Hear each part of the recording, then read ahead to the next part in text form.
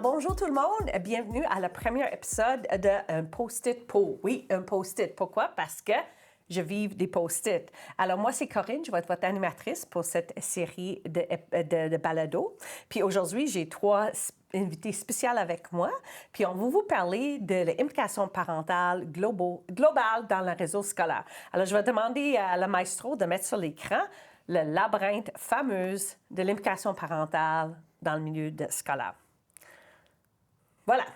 Alors, ça a l'air bien compliqué, mais dans le carré-vert en haut, vous êtes tous parents. Puis vous avez toutes des obligations puis les droits par la loi d'instruction publique. Alors ça, c'est normal. Une des choses très importantes à faire au début de chaque année scolaire, c'est d'assister à l'assemblée annuelle de votre école. Oui, chaque école publique au Québec, avant le 30 septembre, va faire une assemblée annuelle, puis c'est une place pour les parents d'aller pour savoir qu'est-ce qui se passe dans l'école, poser des questions et plein d'autres choses. Mais aujourd'hui, nous avons avec nous, puis on va passer à travers tous les carrés bleus sur mon labyrinthe aujourd'hui avec nos invités spéciaux. Mon premier invité spécial aujourd'hui, c'est Mélanie Laviolette. Vous la connaissez peut-être comme la présidente de la Fédération du Comité de parents du Québec, mais si je ne me trompe pas, Mélanie, tu as commencé dans le rond à l'Assemblée annuelle, puis vous étiez à votre conseil d'établissement, puis même à votre OPP dans votre école, si je ne me trompe pas. Exactement. Donc, on a commencé par l'Assemblée générale annuelle. J'étais curieuse de savoir qu'est-ce qui se passait, surtout que mon enfant commençait sa scolarité dans une école primaire de ma région. Et il manquait de bénévoles, il manquait de gens pour s'impliquer sur le conseil d'établissement. Alors, j'ai levé ma main et j'ai été élue par mes pairs pour siéger à ce premier conseil d'établissement qui avait lieu quelques semaines plus tard. Donc, c'est de cette façon-là que je me suis mis le doigt dans l'engrenage.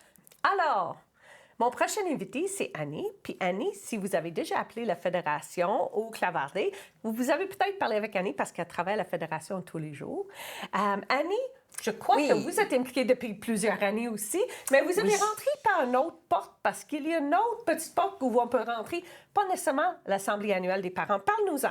Oui, alors moi, je suis entrée par la petite porte de côté qui est le comité EHDA. Alors, EHDA, c'est élèves handicapés ou en difficulté d'adaptation ou d'apprentissage. Donc, c'est les élèves qui ont un petit peu plus de difficultés, qui ont des défis, pour qui c'est un petit peu plus difficile finalement à l'école, ou qui ont des handicaps, par exemple. Donc, c'est un comité qui est au niveau du centre de services scolaires. C'est pas un comité qui est dans l'école. Donc, c'est vraiment quelque chose qui est à côté, mais c'est une voie qui permet aussi de s'impliquer au niveau scolaire. Bien, merci, Annie. Puis, depuis combien d'années que tu es impliquée, Annie, dans toutes les structures au complet? J'ai été impliquée, là, je ne suis plus parce que mes enfants sont adultes maintenant, mais j'ai été impliquée pendant plusieurs années, pendant un bon 13 ans. OK. Oui. OK. Alors, rendu maintenant, on a plus que 24 ans d'expérience. Alors, ensuite, j'ai Nicolas avec moi. Puis Nicolas, je sais que tu es impliqué depuis plusieurs années aussi. Tu es impliqué à tous les niveaux. Tu as rentré par l'Assemblée annuelle. Je sais que tu as aussi été à la comité HA. Mais présentement, vous siégez à votre comité de parents dans votre centre de service. Puis aussi à votre conseil d'administration dans votre centre de service. Parle-nous-en de ces deux instances-là dans notre labyrinthe. Oui, bien, en fait, moi, c'est évidemment là, par le conseil d'établissement que j'arrive au comité de parents. Première année, j'arrive à la rencontre du conseil d'établissement, en fait, à l'Assemblée générale, puis on leur dit, ça nous prend un parent au comité de parents, ça intéresse quelqu'un, il n'y a personne qui voulait le faire. Moi, je dis, OK, pourquoi pas? Fait que let's go, j'ai embarqué là-dedans, puis c'est vraiment une belle aventure. Là. Le comité de parents, en fait, ce qui est agréable, c'est la seule instance où on connaît seulement des parents par l'autre de la table, à être consultés par le CSS sur tous les sujets qui concernent, dans le fond, l'éducation, tout ce qui est, par exemple, les calendriers scolaires, toutes ces choses-là. Fait que vraiment, pour moi, à ce niveau-là, c'est intéressant. Puis, moi, ça fait une dizaine d'années que je suis impliqué. Puis, à l'époque, c'est les commissaires. Puis, depuis 5 ans, maintenant, c'est rendu des conseils d'administration qui sont la tête dirigeante des centres de services scolaires. Fait qu'il y a 5 parents, donc moi, qui peuvent se proposer, dans le fond, à l'élection là, des membres du conseil d'administration. Puis moi, j'ai atterri là, il y a 5 ans là, comme membre du conseil d'administration, un des premiers membres parents de notre conseil d'administration. Le conseil d'administration, c'est un autre niveau. Là. C'est vraiment, on est plus au niveau vraiment, là, on n'est pas juste dans la consultation, mais on est vraiment dans les décisions pour les budgets, décisions pour les découpages, décisions sur un paquet de choses. Fait que vraiment, on travaille en proximité avec la direction générale du centre de services scolaires pour prendre des décisions pour l'intérêt des élèves, toujours évidemment. Wow! Merci, Nicolas, de partager votre expérience. Alors, une dizaine d'expériences. On est rendu, on approche quarantaine. Puis je vais dire que moi, j'étais impliquée dans presque tous ces niveaux-là. pendant une vingtaine d'années. Alors, entre nous quatre, là, on a 60 ans à peu près d'expérience. OK? C'est pas rien. Puis des fois, on pense comme on est chez nous, puis on fait rien. Mais on a vu changer des choses parmi ces 60 ans d'expérience-là. Des petites choses, des grandes choses, etc. Mais de base, on a tous décidé de s'impliquer dans un comité pour une raison ou l'autre. Alors, je veux que vous parliez de pourquoi vous avez décidé de s'impliquer dans ces comités-là. Est-ce que c'était pour toi, tes enfants, pour d'autres choses? C'était quoi la raison pourquoi vous avez... À part de... Tu arrives puis ils disent « on a besoin de quelqu'un mais il y a plein d'autres dans la salle qui ne se lèvent pas la main, là. OK? Mais pourquoi vous avez décidé que moi, je vais m'impliquer puis je vais donner à l'école publique au Québec? Mais je peux y aller. En fait, un petit peu comme Annie le mentionnait, j'ai un enfant qui a des besoins particuliers, donc je voulais savoir, me rassurer. Au départ, je suis allée de façon tout à fait égoïste, si je peux le dire ainsi. Donc, je voulais savoir dans quel milieu j'allais mettre mon enfant, comment ça fonctionnait à l'école, aller chercher de l'information. Et c'est là que j'ai compris qu'on ne fait pas ça pour soi. On n'arrive pas là avec notre cas unique, mais on se retrouve à prendre des décisions pour l'ensemble des élèves, incluant le nôtre. Et je dirais que la mission devient plus grande à ce moment-là parce que ce qu'on va chercher pour le bien-être de notre enfant, pour sa réussite éducative, ça s'applique à tous les élèves qui sont dans cette école-là. Et c'est un peu comme la potion magique de Obélix ou Astérix. Quand tu tombes dedans, tu as bien de la misère à te défaire de ce pouvoir-là. Donc, on continue, puis on les voit, les changements. Corinne, tu le mentionnais bien. On voit les petites choses qu'on est capable de changer dans le milieu de notre enfant dans lequel il évolue pour l'améliorer, pour travailler en collaboration avec l'équipe école aussi et devenir un partenaire dans l'éducation de notre enfant. Donc, ça a été moi, ma façon que je me suis laissée prendre au jeu de m'impliquer au niveau des différentes instances scolaires. Puis un petit peu comme Nicolas, bien, j'ai levé ma main et de fil en aiguille, là, je me suis retrouvée à siéger un petit peu partout. Mais c'est ça, c'est presque une drogue à un moment donné quand on commence à toucher à ça parce qu'on voit vraiment que ça fait une différence de s'impliquer. Ah, bien, merci. Écoute, Mélanie, tu me voles les mots de la bouche.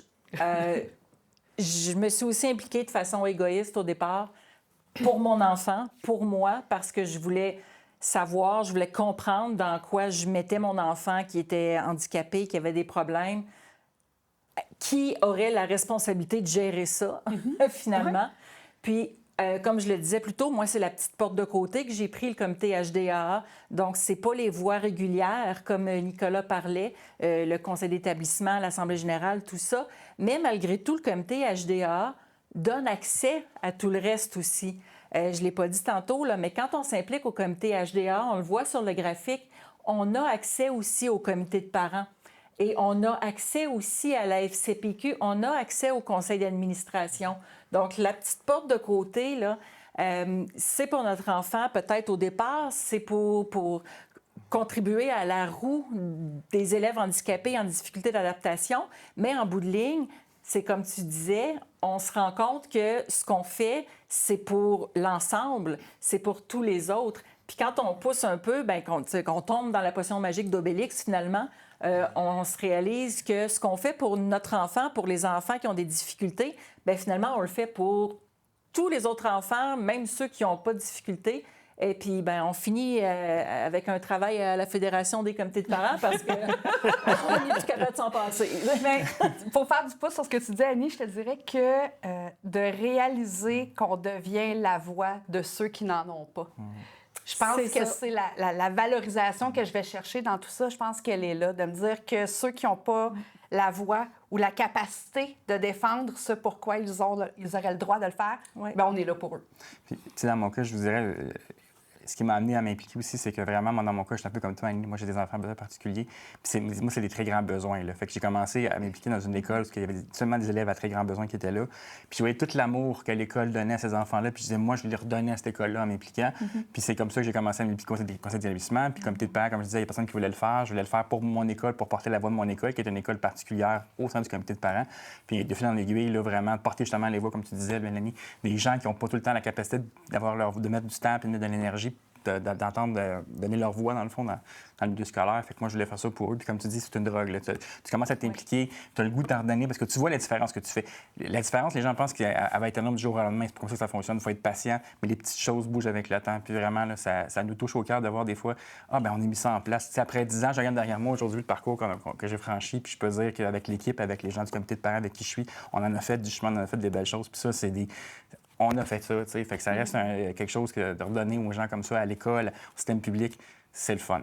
C'est vraiment le fun. Vous êtes inspirants, vous trois. Oui. Je vais vous dire que je vous connais depuis quelques années, mais chaque fois qu'on parle, c'est inspirant. C'est qu'on est assis dans notre bureau tous les jours, là, ça peut être bien plate, mais quand on voit qu'on fait des changements sur le terrain, puis on pense à l'ensemble de tous les élèves, c'est important. Alors, pour tous les parents, vous êtes tous dans le carré vert, mais vous avez toute l'opportunité d'être des Nicolas, des Annie, des Mélanie. Puis vous pouvez aller à votre assemblée générale, c'est dans le mois de septembre, chaque école publique du Québec. Informez-vous, c'est quoi qui se passe. Allez à votre assemblée générale, posez des questions, il va vous dire qu'est-ce qui se passe, il va dire l'action. Si vous pensez que vous n'avez pas le temps, c'est que tu vas décider d'avoir le temps. Parce que tu vas décider que l'éducation au Québec, c'est important. Puis c'est pas une leçon que je fais à personne, là. Je sais, mais il y a tellement de belles choses qui se passent dans nos écoles. Il faut pas juste dire qu'est-ce qui passe pas bien. Je peux-tu me permettre de rajouter un petit quelque chose? Oui, tout à fait. Oui. C'est vrai que ça prend du temps. Ça prend du temps personnel de s'impliquer dans ces comités-là.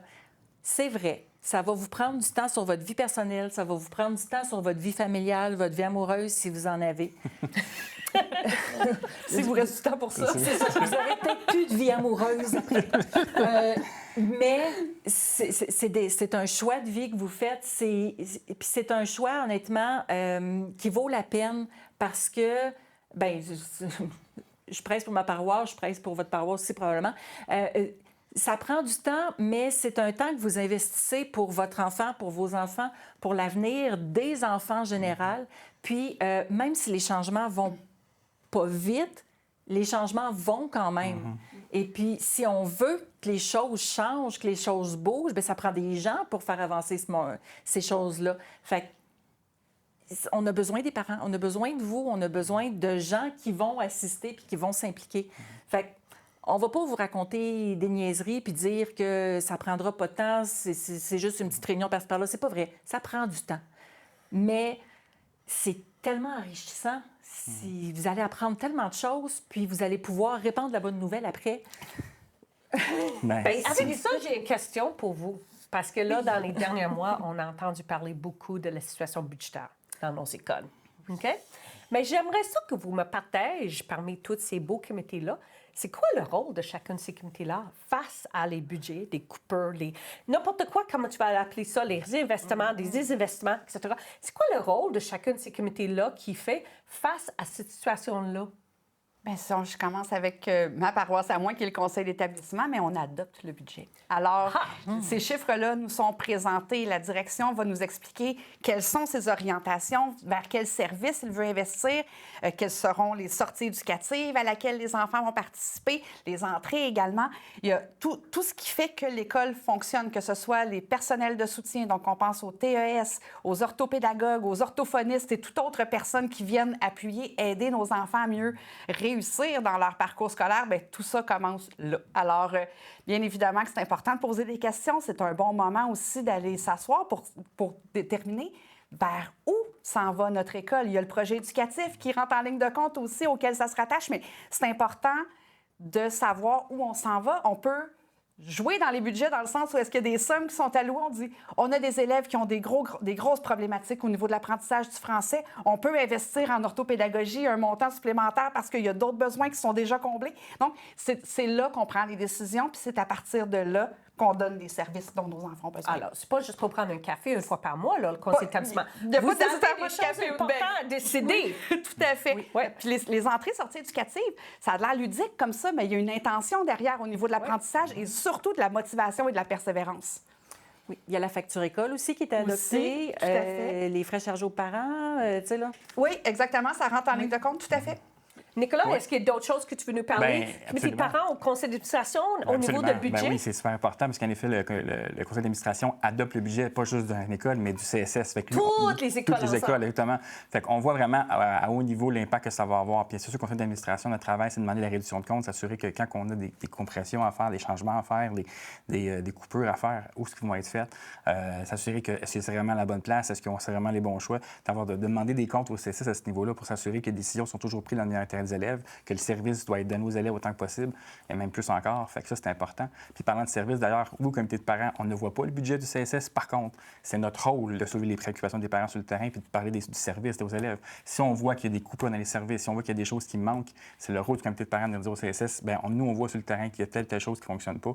C'est important de le soulever, c'est notre responsabilité. Fait que, il y a ça aussi. Mon important. Dieu, on peut jaser pendant longtemps, je pense. Hein? On n'a jamais manqué de sujet. Mais je vous remercie énormément pour avoir partagé vos expériences aujourd'hui, mettre lumière sur qu'est-ce qui se passe. Puis aussi, on invite tous les parents du Québec d'assister à l'Assemblée générale, de poser des questions. Oui, Mélanie? Non, mais si on en choisit une à faire, allez à l'Assemblée générale annuelle. C'est à fait. la seule chose que je vous demande parce que c'est là que tout commence. Oui, exactement. Puis faire une différence dans l'éducation, on est là. Mélanie a bien dit, si quelque chose arrive que tu peux pas, mais il y a du monde qui parle pour vous, soutiens ce moment-là, puis on va assurer que l'éducation continue à rouler en Québec. Puis allez à l'Assemblée générale, posez vos questions, savoir qu'est-ce qui se passe. Alors, merci beaucoup, la gang. Je pense que notre premier épisode de Post-it, pas pire. Pas pire. OK, à la prochaine! Merci. Merci, Corinne.